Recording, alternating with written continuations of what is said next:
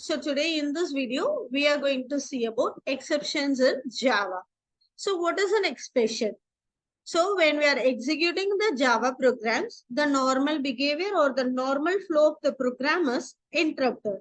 It may be due to some unexpected events. This is called as exceptions. For example, when you are trying to open a file, it may come up with an error called file not found. Okay, so these are all the basic exceptions in Java. Now we are going to see how Java mechanism is trying to handle these exceptions. So when an expression is occurring in the program, what will happen is it will just terminate the program. As this is an abrupt termination because the normal flow of the program is terminated immediately. So what will happen? The system will generate a message and displays it.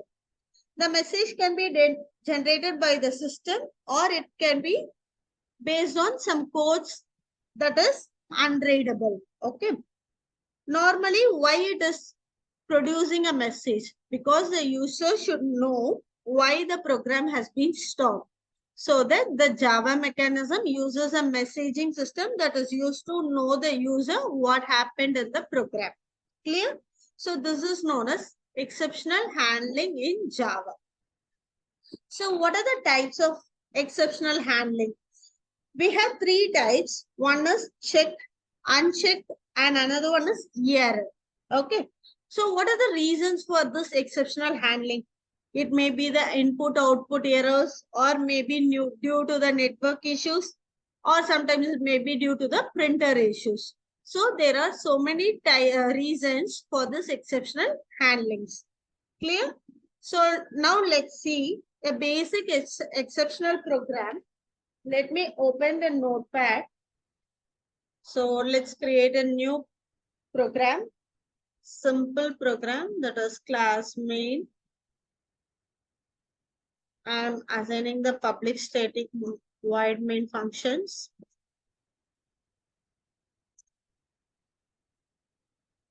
String args.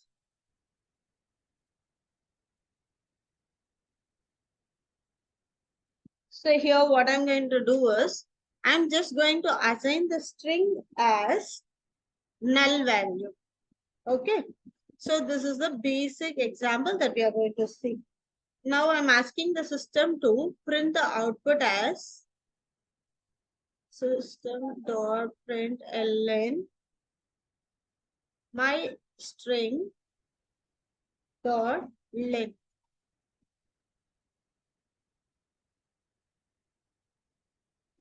Clear? So what I'm going to do is I'm just going to save this program as, let me choose the directory.